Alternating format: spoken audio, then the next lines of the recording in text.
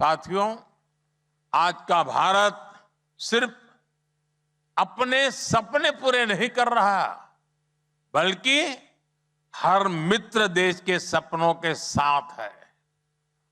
भारत सबका साथ, सबका विकास के मंत्र पर चलता है। इसलिए अपने पार्टनर्स के साथ मिलकर नए अवसर बनाता है और उन्हें भी नए अवसरों से जोड़ता है। भारत की आत्मनिर्भरता इंडोनेशिया के लिए, पूरे आसियान रीजन के लिए भी एक मल्टीप्लाइंग फोर्स है। आप हेल्थ सेक्टर को ही लीजिए, आज दुनिया के हर पांच में से एक जेनेरिक मेडिसिन भारत में बनती है।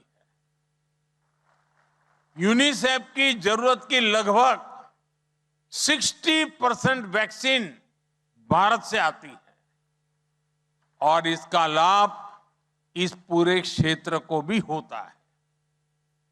हम अपने दोस्तों के लिए जो कुछ भी कर पा रहे हैं, उस पर हमें बहुत गर्व है। साथियों, मैंने आपको भारत की इतनी बातें बताई हैं, अब आपको मेरा एक और काम करना है। करोगे? करोगे? आपको अपने इंडोनेशियन फ्रेंड्स को भारत के बारे में बताना है। बताओगे? और उन्हें भारत आने के लिए आग्रह करना है। अब तो जकार्ता से मुंबई के लिए, बाली से दिल्ली और बेंगलुरु के लिए इतनी सारी डायरेक्ट फ्लाइट्स हैं। इससे भारत आना जाना बहुत आसान हो गया है। साथियों, भारतीय समुदाय में भी जो नई पीढ़ी है, जो युवा है, उनको भी आपको भारत के बारे में बताना है। इंडोनेशिया में इंडियन कम्युनिटी के बच्चों के लिए भारत को जानो क्विज को शुरू किया गया है। इसमें यहां के बहुत सारे बच्चे पार्टिसिपेट कर रहे हैं। कर्टेन रेजर इवेंट में ही मुझे आपका बहुत उत्साह दिखा है। 6th एडिशन में हमने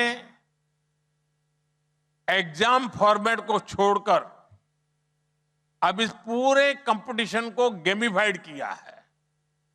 मेरा आग्रह है कि आप सब युवा साथी इसमें पार्टिसिपेट कीजिए और सोशल मीडिया पर मेरे साथ अपना एक्सपीरियंस शेयर कीजिए। साथियों, भारत और इंडोनेशिया जितने इतिहास से जुड़े हैं, उतना ही हमारा फ्यूचर भी शेयर्ड है।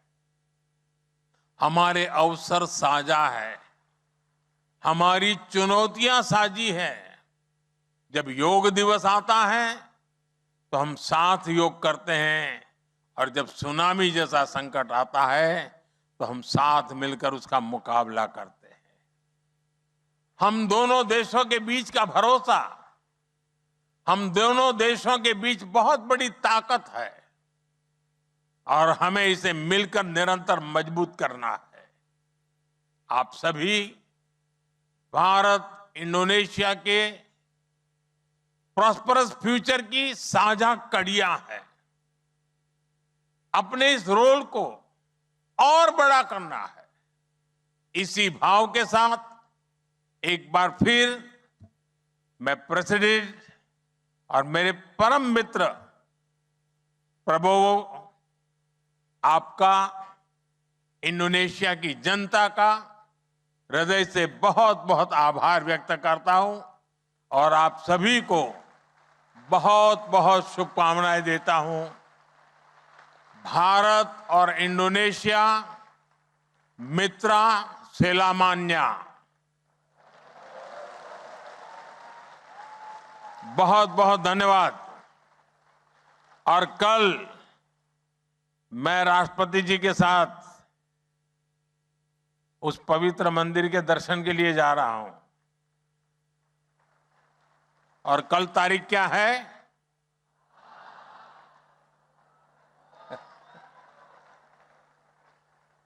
तो हमारा नाता भी इतना मजबूत है। और राष्ट्रपति जी, मैंने इतनी सारी योजनाएं बताई हैं, मैं आपको वादा करता हूं इस पर कोई कॉपीराइट नहीं है।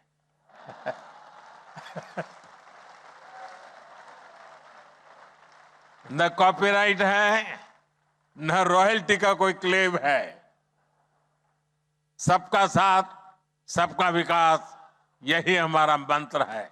बहुत बहुत धन्यवाद। प्रधानमंत्री नरेंद्र मोदी इंडोनेशिया में भारतीय समुदाय को संबोधित कर रहे थे, लेकिन यहां उन्होंने भारत और इंडोनेशिया के संबंध कितने गहरे हैं, कितने पुराने हैं और आज के समय में कितना महत्व रखते हैं, इन तमाम बिंदुओं पर बात की। भारत विकास की गति पर किस तरह से तेजी से आगे बढ़ रहा है, इसका जिक्र किया। भारत में कौन कौन सी नई ऐसी स्कीम्स और पॉलिसीज लाई गई हैं जिससे आम लोगों के जीवन में बदलाव आया है। और उसी को लेकर आखिर में जब अपनी बात खत्म कर रहे थे तो उन्होंने ये भी कहा कि ये तमाम योजनाएं जो भारत की सरकार भारत के लोगों के लिए चला रही है, इन पर कोई कॉपीराइट नहीं है, इन पर कोई रॉयल्टी नहीं है। यानी अगर इंडोनेशिया भी चाहे तो वो इस तरह की स्कीम्स को अपने लोगों के लिए लागू कर सकता है और भारत सरकार फिर उसकी मदद करेगी। यानी उस तरफ इशारा किया प्रधानमंत्री नरेंद्र मोदी ने। लेकिन बहुत सी बातें की उन्होंने। यूपीआई पेमेंट किस तरह से भारत में अब जीवन का एक अहम हिस्सा बन चुका है और उसने कैसे बहुत आसान कर दिया है लोगों के लिए पेमेंट्स करना। क्या कहा प्रधानमंत्री मोदी ने यूपीआई पेमेंट को लेकर, सुनिए।